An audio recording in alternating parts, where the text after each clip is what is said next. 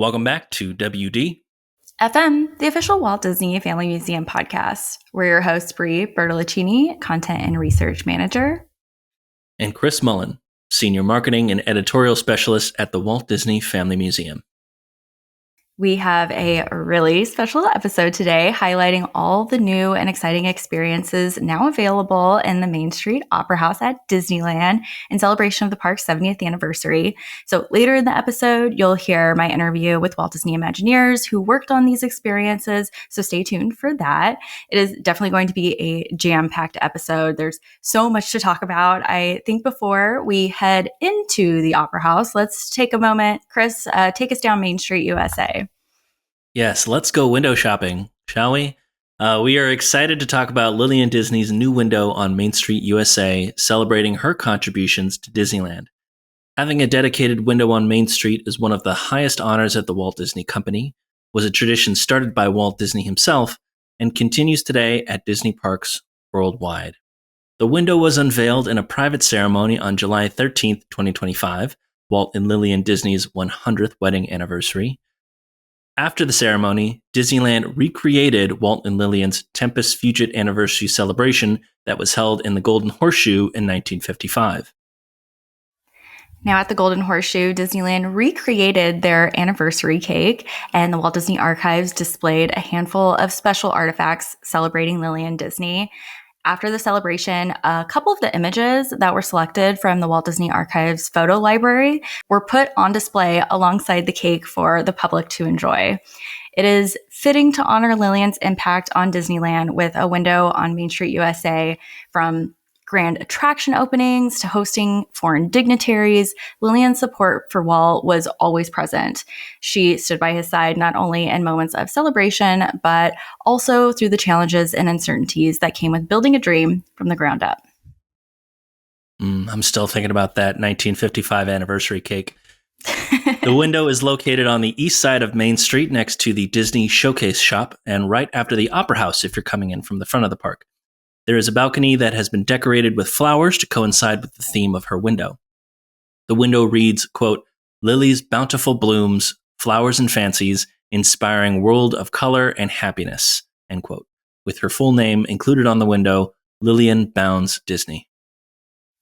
I just wanted to note, because it's a fun little story, Lillian's granddaughters were instrumental in designing the window, and they originally suggested using the phrase bountiful blooms instead of bountiful blooms to kind of a play on words of her maiden name Bounds. But bountiful blooms fits just well, and I guess there's not a lot of puns on Main Street, so it made it a little bit more fitting. But on the balcony, there is a painting that's being worked on. It was created by artist Hayden Evans, who shared about the artwork, quote, "I was asked to make a painting of the fire station as if it were being painted from the vantage point of the balcony it now rests on. I tried to stay as loose and painterly as possible and tried to keep the tones rich, almost golden, to capture the special morning magic that awakens the park before its guests arrive," end quote. It's really a great touch that adds to the ambiance of the entire balcony honoring Lillian. Even if Disney might have felt like the family's suggestion was out of bounds. Yeah, that was a good one. Yeah, I'm so sorry. Now it is time to head into the Opera House. A new marquee on the facade of the building highlights 2 dramatic theater presentations, Great Moments with Mr. Lincoln and the new attraction, Walt Disney, A Magical Life. There's an all-new gallery experience in the lobby called Evolution of a Dream, celebrating 70 years of Disneyland's history. This exhibit showcases some never-before-seen artwork and artifacts highlighting early Disneyland merchandise, the groundbreaking history of audio animatronics technology, and a tribute to cast members who brought Walt's dream to life over the past 7 decades. In a special collaboration, we, the Walt Disney Family Museum, loaned more than 30 artifacts, including awards that highlight Walt's varied career and original furniture from Walt's private apartment, on view at Disneyland for the very first time. So Disneyland and the Walt Disney Family Museum, they worked together to recreate Walt's apartment for the Opera House to complement the original furniture that's on loan from the museum. So in the display, it's a picture perfect display. It's so amazing. The only original furniture are the 2 rocking chairs, 2 dining chairs, the side table, and a beautiful cranberry lamp. So we've gotten a fair number of questions about the lamp, and an electrified green kerosene lamp was typically the one pictured in photos taken during Walt's lifetime, which is now in the museum's collection that sat looking out onto Main Street. So due to that lamp's fragility, it's not currently on display at the museum nor here at Disneyland. The museum has instead loaned an antique cranberry-colored glass lamp from the original apartment decor. Lillian Disney had a particular fondness for cranberry-colored glass, so it's very fitting.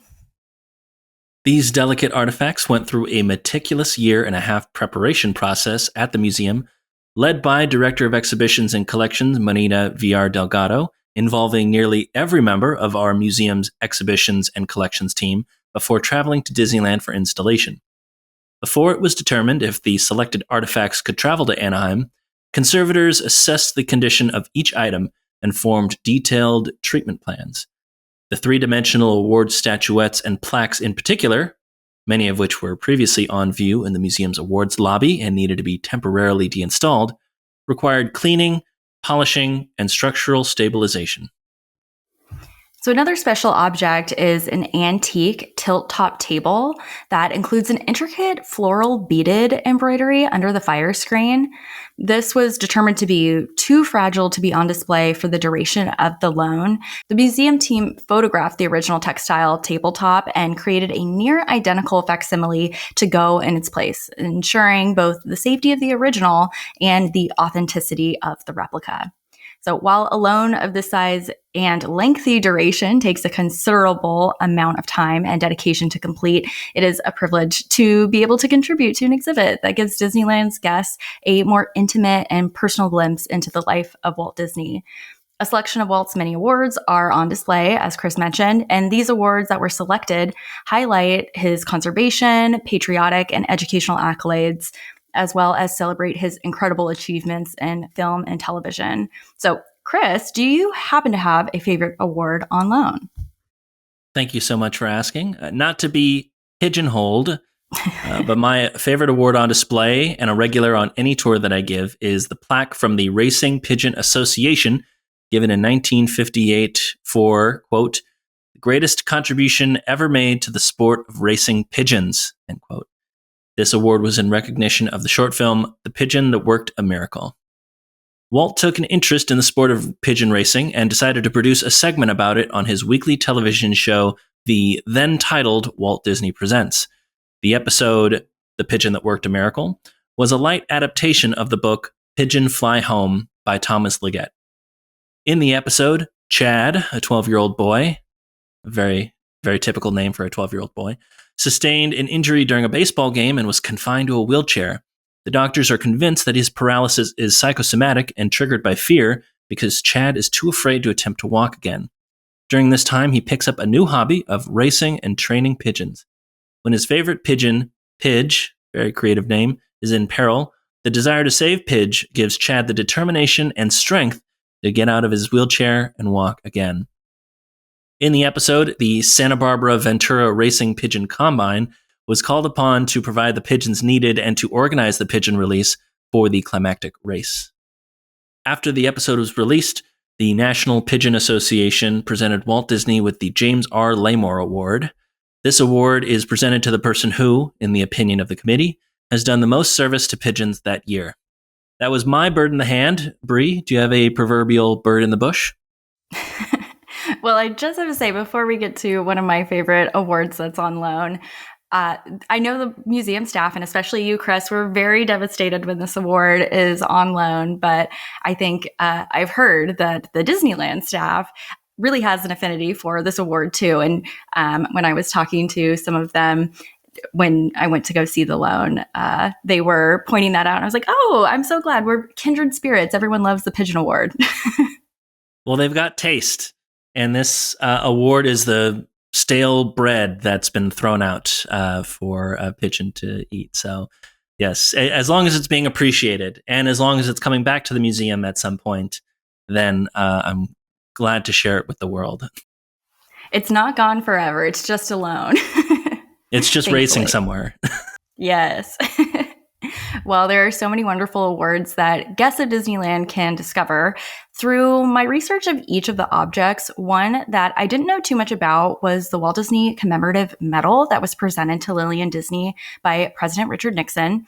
The medal honored Walt posthumously for his service through the many years, not just to the American people, but to the people of the world. The gold medal was sculpted by Disney legend Blaine Gibson, who also sculpted the partner statue. And if you've been to the museum, the bust of Walt Disney that greets you when you walk in.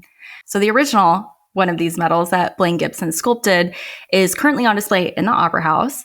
And what I found interesting was that Congress actually authorized the U.S. Mint to create 6,000 bronze replicas of the medal to sell as a fundraising effort to honor one of Walt's last projects, the California Institute of the Arts. So I thought that was really an interesting way to fundraise, and that the collaboration between the Congress and CalArts, there's a great connection there. So you can read about each object that was loaned to Disneyland on the museum's blog at waltdisney.org/Disneyland-loan, or you can visit waltdisney.org/blog to learn more. Well, and not to be outdone, of course, it's not just about the exhibit, Evolution of a Dream. After you've seen the exhibit, the newest attraction in the Opera House, Walt Disney A Magical Life, is open now, featuring the first ever Walt Disney audio animatronics figure. As part of their research and development of the attraction, the Imagineering team visited the Walt Disney Family Museum. We contributed archival photographs and findings from our collection to accompany the extensive reference materials Imagineers had also sourced from the Walt Disney Archives. When they visited the museum, our collections team was able to show the Imagineers the cast of Walt's hands painted bronze so they could use them as reference material for the audio animatronics figure. Imagineering reached out to the museum a couple of times with questions about some of the details about Walt's attire. They asked about Walt's wedding ring and his Claudia ring that he wore on his right hand. At first, we actually didn't know anything about Walt's wedding ring. We asked the family, and nobody really had ever thought about this gold band that Walt wore on his left hand. I ended up developing a photo timeline of when he started wearing rings, which didn't start until the mid-30s. This was really intriguing because Walt got married in 1925. So kind of questioning the discrepancy of almost 10 years without a wedding ring, I dug a little bit further and found out that men sporting wedding rings was not popularized until after World War II. So what was this ring that he was wearing on his left hand? So I closely examined kind of archival photos and the cast of Walt's hands, and most of the photos, the ring really showed up as just a solid gold band. There was one photo that I found that it looked like there was some kind of design on the ring. And there was just a hint of a design on the cast of Walt's hands. I continued to look further and found some good photos on Getty that the photographers were really great. And I was able to see that there was actual design on the ring. I zoomed in really, really closely and realized that the ring looked very familiar. And sure enough, it was the Legion of Honor ring awarded by the Order of Demolay, an artifact that has long been a fixture of the museum's awards lobby. The museum provided detailed images of the ring to Imagineering so they could faithfully replicate it for the audio animatronics figure. This was a fortuitous question because it was around the same time our team was selecting the objects for our Walt Disney Treasures book. Because I love jewelry and rings, I actually had lobbied to include the Legion of Honor ring and medal from the Order of Demolay. I thought at the time that the ring came with the medal, since that's how we have it on display in the awards lobby. And I just thought, wow, an award that comes with a ring. How cool. I later learned that they were actually given to Walt at different times. But had I not been looking at the photos of this ring and doing research on it already, I might not have recognized the ring and connected the dots. So just a fun little discovery that we were able to then include in the Treasures book. And it all kind of ties together with this now new historic attraction. It just kind of reinforces how the Imagineers were just so dedicated in getting all the details correct when it came to this attraction. Well, that discovery was really handy of you to make, Brie. Another way the museum contributed to this attraction was for the updates to the film One Man's Dream. The museum and the Walt Disney Family Foundation provided Disney family home footage for the film. You can still see the original film at Disney's Hollywood Studios at Walt Disney World at the end of the gallery walkthrough attraction Walt Disney Presents.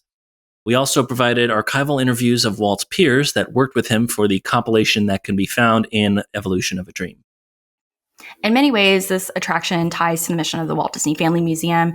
Diane Disney Miller was driven to create the Walt Disney Family Museum to not only honor her father, but also share with the public the extraordinary and real man behind the globally impactful brand. And that's exactly what Disneyland is aiming to do with this new attraction. And we are endlessly grateful to Disney for their exceptional and considerate efforts to make Walt an integral part of the park experience and for including us in that process. So thanks, Disney. Now let's hear an interview I did with Tom Fitzgerald, Senior Creative Executive at Walt Disney Imagineering, Jeff Shaver-Moskowitz, Walt Disney Imagineering Portfolio Executive, Creative Producer, and David Caranci, Manager of Creative Development for the Opera House Experiences. Now this interview was conducted in April at Walt Disney Imagineering for a rare in-person interview for the podcast. But just as a note, I hadn't seen the attraction, so that might be why some of the questions are not as informed as probably you are, the listener today. So enjoy. Well, thank you all for being here, and thank you for joining me. We have Tom Fitzgerald, Senior Creative Executive, Jeff Shaver-Moskowitz, Executive Producer of Walt Disney A Magical Life, and Dave Caranci, Manager of Creative Development. Thank you so much for sitting down with me today. Thank you for being here. Yeah, so this project of developing an audio animatronic figure of Walt Disney has been in talks for many decades. How did this project get off the ground, and why is now the right time for guests to experience Walt Disney in this form? Well, I think there's a couple of things that happened. One that Jeff and I had was a conversation with Marty Sklar years ago. You know, we were talking about Epcot and transformation of Epcot, and the end of it, I said, I have one more question, Marty. And he smiled and he looked at me, he says, I know what you're going to ask. And he thought about it for a bit and then looked at it and said, yeah, I'm asking about the Walt figure. He said, you know, I think we can do it now. I think we've reached the point where technologically we've advanced the art form to the point where it would be respectful and worth doing. So a blessing from Marty Sklar was a lot. If he had said no, I don't think we ever would have continued it. And then I think Jeff and I kept talking this idea, saying, you know, we should do a new version of the Walt Disney story. When can we do it? And as often happens in our world, you know, a milestone event can help motivate things to move forward. And the 70th anniversary of Disneyland Resort and Disneyland Park gave us the opportunity to say this would be a great thing to add as part of that celebration, both because, like Walt Disney, it has one foot in the past, meaning it's nostalgic, and and one in the future, which is that, you know, Walt and the company are all about moving forward. So it seems like the time was right in many ways. Yeah, I think too, you know, it's important to us, and I think it's really great we align with the Walt Disney Family Museum that keeping Walt's story relevant and accessible for today's audiences, that people know who the Walt Disney the man was in Disneyland, that it's not just a name, it's not just a place you go to. There was a man who had a dream who created this place that you're enjoying. So being able to tell his story permanently at Disneyland was really important to us. Yeah, and that's something I really enjoy, because the Walt Disney Family Museum is a museum where, you know, we have historic objects and we're telling Walt Disney's story, but in a museum setting. And Disneyland is not a museum. It changes all the time. And having an audio animatronic of Walt Disney and telling his story, I think, is just so important. And it's a great marriage between the two. People can still enjoy the Walt Disney Family Museum, but, you know, only Disneyland can make an attraction of Walt Disney. I wanted to hook on that because you said something, Tom, I thought was so great. It's an encouraging story. He had failures, right? But he rose above them, and that encourages everybody to do the same. That's right. Yeah. I mean, when you see the whole show from start to finish, it is quite an amazing journey that we had, and one that few of us probably would have the stamina to follow. But it's such a great illustration of, you know, great things don't come easy. You know, if you have a dream, it takes hard work, and there will be setbacks, but a setback can open the door to a new success, which was what Walt proved time and time again. And that, I think, is, even though Walt Disney passed away in 1966, that story and still themes that anybody can relate to. So I think that's still really awesome. Yeah, almost more relevant, I think, today. You know, people look for those those heroes, those people who you can, base your life on, say, if they can do it, I can do it.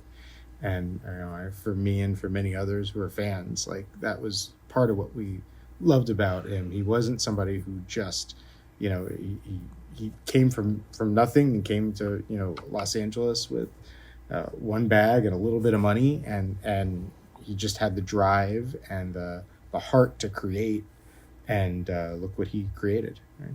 Yeah, definitely. And, throughout this development process, the museum has been given a small insight into the care and research that you all have put into just making this entire experience as authentic as possible. Was there anything surprising you discovered along the way during the research process? Well, I don't know about surprising as much as, how deep we were able to go in the research, to really, all the efforts we did for the figure to make sure that those 2 minutes of performance were as lifelike and as accurate to Walt as possible. Watching, as I mentioned today, how he blinked, being accurate with his blinks, being accurate with his hand movements, and saying, we need these functions, the figure, to do it. And for the fans who know Walt and who know the footage, I guarantee you they'll be comparing the CBC interview with what we did, and they'll say, wow, he got the right hand, the left hand, the two hand, the movements that we studied to say we really want to recreate these because these are Walt movements, how that hand gestures when he's making, when he's hitting beats and what's important to him. Those things were really important to us to say. It's what makes him, what makes Walt Walt. For me, as I told you, the surprise that they didn't blink, but I think it was more, the care that this team put into every aspect of making this as realistic and authentic as possible was pretty amazing. Yeah, and the care and the research, and having a partner like the Walt Disney Family Museum and the Walt Disney Archives, who have so much information on Walt, as we were looking at what materials were used in his suits when they made his suits in the 1960s. And, having what I thought was really cool, one day we were walking at the Family Museum and they said, we have this bronze casting of his hands. And we said, what? They have a bronze casting of his hands? And, the fact that we don't have Walt here to be able to do a life mask the way he used Abraham Lincoln's life mask to create Lincoln.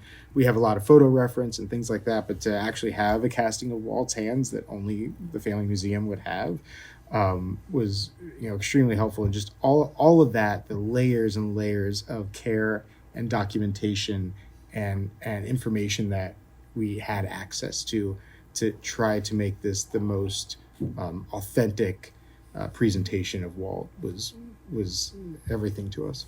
Yeah, I will say there was a new discovery for me along the way when you guys asked about his wedding ring, things like that just kind of add to what we know about Walt Disney, and just kind of those little personal touches just make it so cool.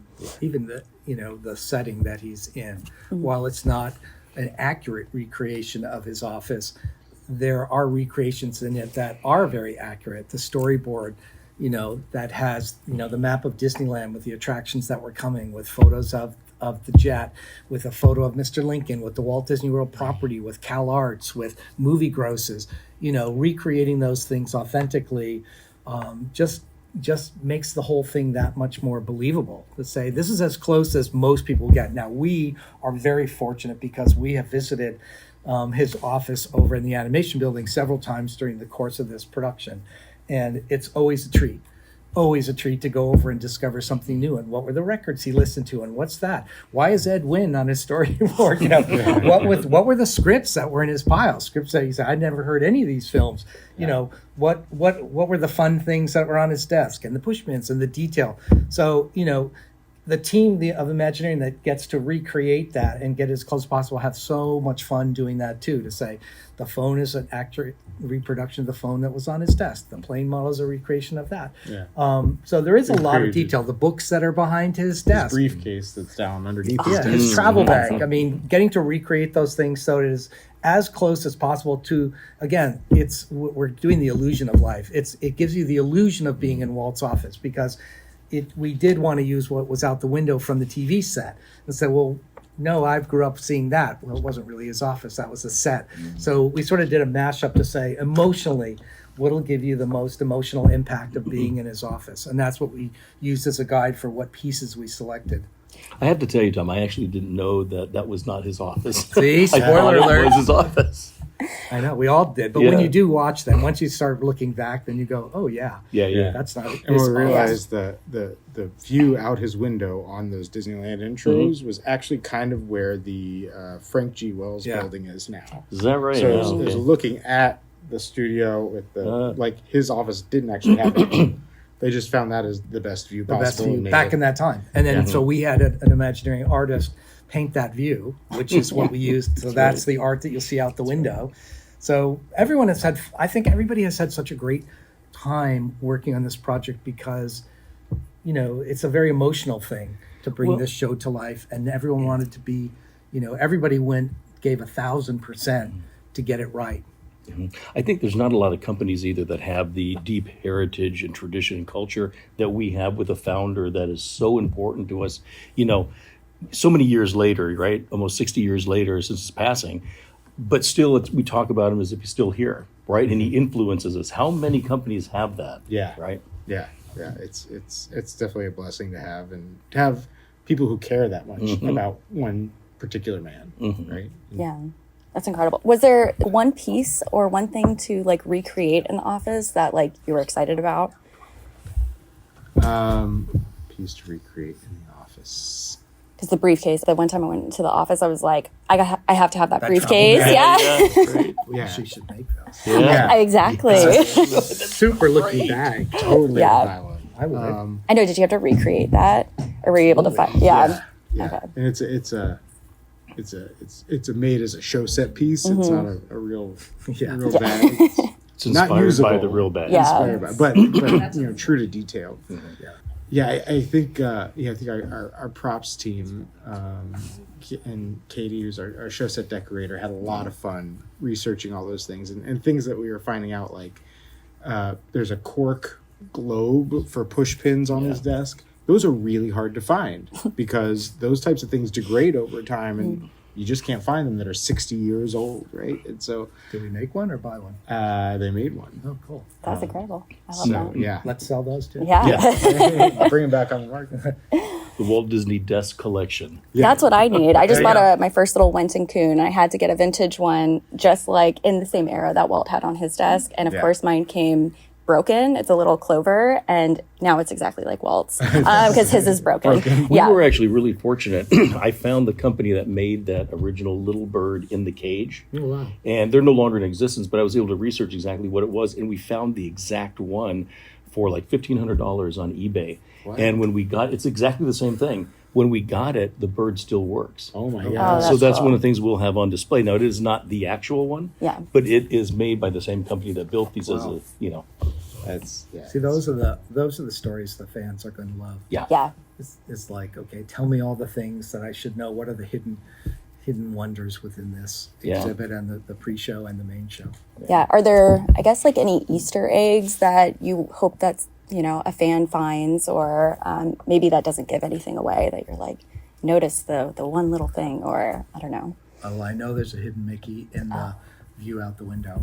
That's a good one. I'll say no more. Yep. As Marty would say, I can neither confirm nor deny. Yeah, I think to Tom's earlier point, I think that board, you know, we walked in the office the first time and started looking around, and we had already, I think, had in mind that we were representing Walt in the 60s, so this is about the time frame of what would have been in his office, and having that picture of Lincoln, like of all the things he's done, all the films he's worked on, everything else, that's one of the like 5-6 pieces on his board that it was that important to him. That meant a lot, and to us that was kind of a keystone moment. Yeah. We have a we built a exact replica of the Dancing Man. If you know the Dancing Man case, right? And who was it that acted that out? Buddy Epson. Buddy Epson, that's right. So the original's in the Disney. Is actually in One Man's Dream Studios. Florida, yeah. and it was too big to move, and it was too, you know, we didn't want to damage it, so we went down there, photographed it, took all the measurements, and had one of our amazing Disney, what we call wizards, special effects artists, completely build it out of scratch, including all the cams on the inside, the wires, the whole bit, and that's going to be on display as part of what influenced Walt in audio animatronics. And David, I wanted to ask about that kind of Opera House new experience. Yeah. What are you hoping guests will find that experience and connect with the new attraction? Yeah, well, I think one of the things Tom and I have been talking about is, what's the common thread? How does this all weave together and tell a holistic story versus individual stories? And I think what's exciting is about the way we've done this. This tells the side of Walt, of him being in the park, right? Living in the park, seeing, the apartment, his influences on merchandise, going back to the original drawings, and then seeing how he was influenced from the little bird in the cage to the dancing man to, the World's Fair, right? Before you get into the story and actually hear from Walt. But, even at the post show, again, the cast was so important to Walt, and he would always say it takes people, right, to make the dream a reality. Because you can build this beautiful place and have terrible employees or cast members, this is going to ruin the show. And so being able to salute our cast over 70 years, I think is really special for them and for our guests. Yeah, I think that's such a really cool touch to not only recognize the man, but who makes Disneyland still come to life every day. So it's really awesome. I think Walt said what Disney would be like after Disney, right? Yeah. We're continuing the legacy. Yeah. Yeah. And what were some of the major points or themes that were important for this new attraction to communicate kind of directly or indirectly to the audience of this experience? And kind of what are you hoping guests walk away from this experience? Well, I think, this is an adaptation of One Man's Dream. And I think we tried to hit harder, as we said earlier, the notion of follow your dream, don't give up, to be more clear about that. It certainly was for Walt, but that's a message we want people to take away. We want them to be inspired by Walt Disney and his life journey, and take some of those learnings for their own life journey. What were some of the biggest challenges or kind of exciting opportunities that came with kind of this entire experience, whether it be the Opera House show or the audio animatronic attraction?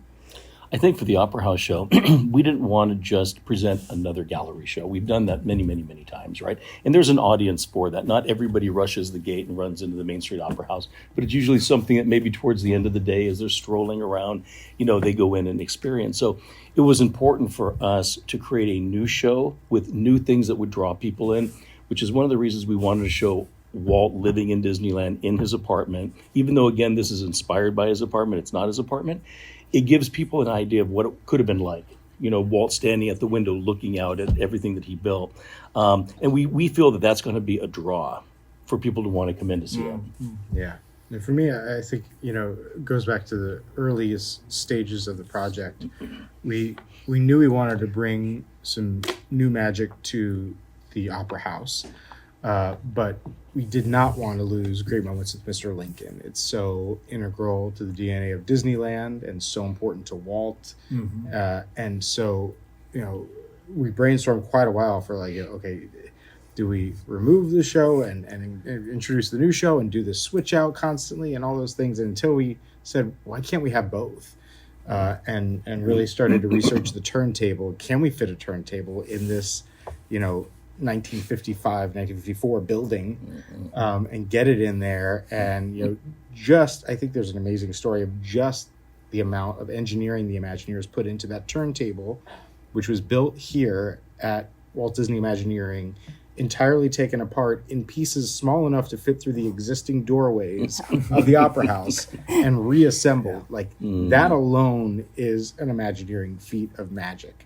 But having that turntable enabled us to keep this show that's so important to Disneyland and introduce this new show to keep new magic going for the 70th anniversary and beyond.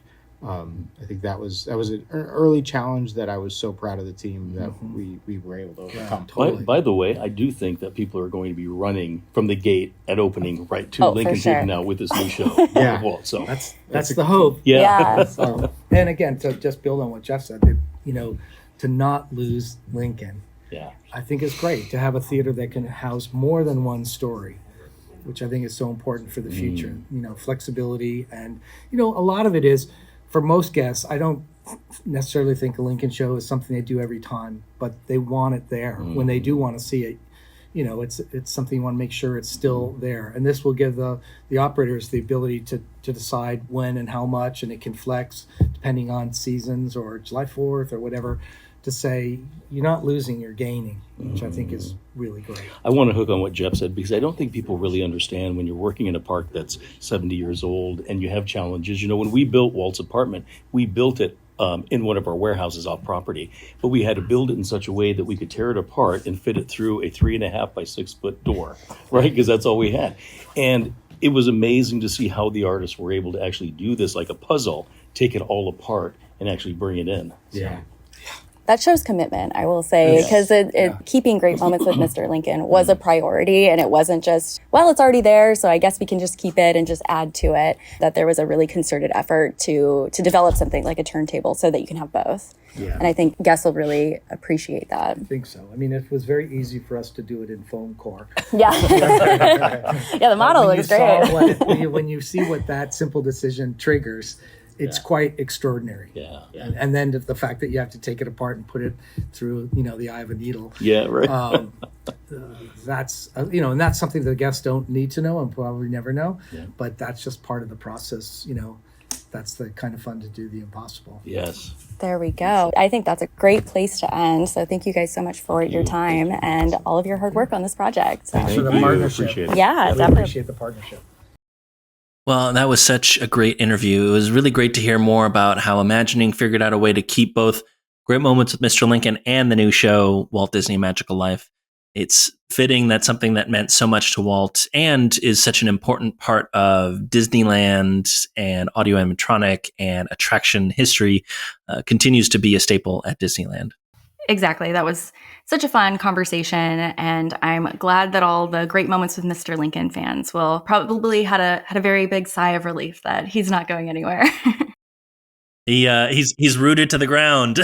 How many puns can we fit into this one podcast episode?